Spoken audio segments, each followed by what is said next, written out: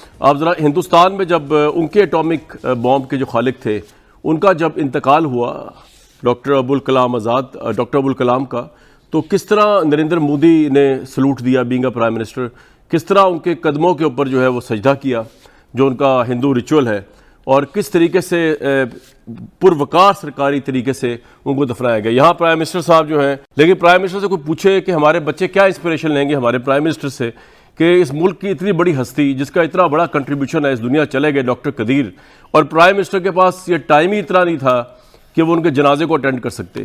وہ he doesn't give much care about it، اور وہ جنازے پہ بھی جانے کے روادار نہیں۔ کہ اگر بھارت پاکستان کے خلاف کوئی بھی قدم اٹھاتا تو ہم اپنی ایٹمی ہتھیاروں کے ذریعے دہلی کو 5 منٹ میں ایک بٹن دبانے کی صورت میں ختم کر سکتے تھے۔ یعنی پاکستانی میزائلوں نے بھارت کا نشانہ لے رکھا تھا، اور بھارت کے حملے کی صورت میں پاکستان صرف ایک بٹن دبا کر دہلی کو صفحہ ہستی سے مٹا سکتا تھا۔ اگر آپ نے ابھی تک ہمارا چینل سبسکرائب نہیں کیا تو ابھی سبسکرائب کریں اور بیل آئیکن کو کلک کر کے ہماری لیٹسٹ ویڈیوز کے بارے میں اپڈیٹ جانیں۔ تو 3.5 لاکھ لوگوں نے ان کے جنازہ اٹینڈ کیا۔ وہاں پر پرائم منسٹر ایک مرتبہ پھر موجود تھے نریندر مودی، 4 صوبوں کے وزرائے اعلیٰ تھے، 5 گورنر تھے، تینوں سروسز چیفز تھے، اور اس وقت پورے اعزاز کے ساتھ ان کو دفنایا گیا۔ اب کل ڈاکٹر عبدالقدیر خان جو جن کو ہم محسن پاکستان کہتے ہیں، میں حیران ہوں کہ گورنمنٹ تو چلے گورنمنٹ، پرائم منسٹر پریزیڈنٹ یہاں چلیں، وہ تو نہیں آئے، اپوزیشن سے بھی کوئی نہیں گیا۔ اب ذرا ہندوستان میں جب ان کے ایٹامک بام کے جو خالق تھے ان کا جب انتقال ہوا ڈاکٹر ابوالکلام آزاد ڈاکٹر ابوالکلام کا، تو کس طرح نریندر مودی نے سلوٹ دیا بینگ اے پرائم منسٹر، کس طرح ان کے قدموں کے اوپر جو ہے وہ سجدہ کیا جو ان کا ہندو ریچول ہے، اور کس طریقے سے پروقار سرکاری طریقے سے ان کو دفنایا گیا۔ یہاں پرائم منسٹر صاحب جو ہیں، لیکن پرائم منسٹر سے کوئی پوچھے کہ ہمارے بچے کیا انسپریشن لیں گے ہمارے پرائم منسٹر سے کہ اس ملک کی اتنی بڑی ہستی جس کا اتنا بڑا کنٹریبیوشن ہے اس دنیا چلے گئے ڈاکٹر قدیر، اور پرائم منسٹر کے پاس یہ ٹائم ہی اتنا نہیں تھا کہ وہ ان کے جنازے کو اٹینڈ کر سکتے۔ مجھے ایسا لگتا ہے جی کہ یہ سمبل جو ہے یہ ہیوبرس کا ہے، یعنی غرور کا ہے یہ سمبل۔ غرور کا ہے، کیونکہ آپ کو یاد ہوگا اسی طرح کوئٹہ میں لاشیں بچھی رہی تھیں تو وزیر اعظم تو ان مردہ لاشوں پہ نہیں گئے تھے، ان سے مقابلہ کر رہے تھے کہ پہلے آپ تدفین کریں میں پھر آؤں گا، اس سے پہلے نہیں جاؤں گا۔ یہ بھی آپ نے جو حضرت عمر کا ذکر اور ریاست مدینہ کا ذکر، لوگوں کے تو زبان کانپتی ہے۔ یہ کر سکتے، یہ پرسنل معاملہ نہیں ہے، یہ کوئی ایک ذاتی جنازے پہ نہ جانے کا معاملہ نہیں ہے۔ بات ہو رہی تھی، پرائم منسٹر سمجھا رہے تھے کہ ریاست مدینہ میں کس طرح انسپریشن لی جائے۔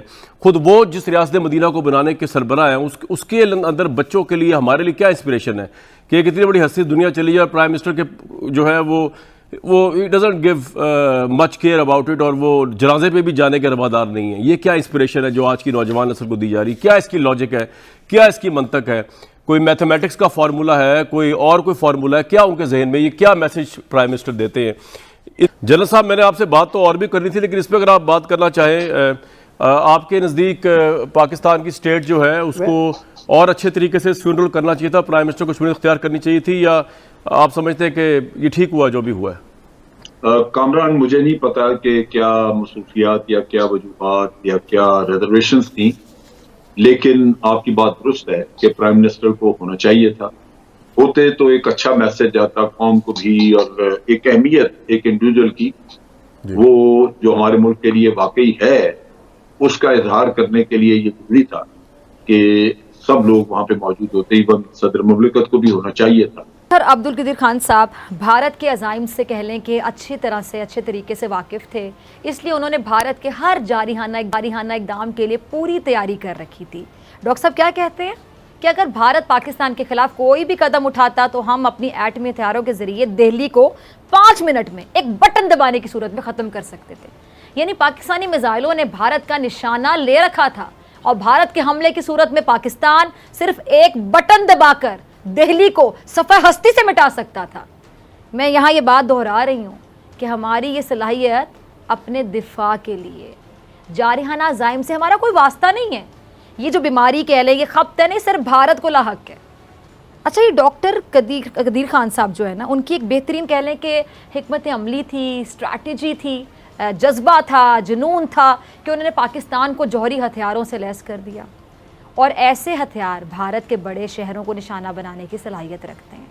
ان کی حب الوطنی کہہ لیں کہ وہ وطن پر ایک آنچ نہیں آنے دینا چاہتے تھے, اور اس کے لیے انہوں نے اپنی تمام جو حکمت عملی ہے, اسٹریٹجی ہے, وہ بھی بنا رکھی تھی.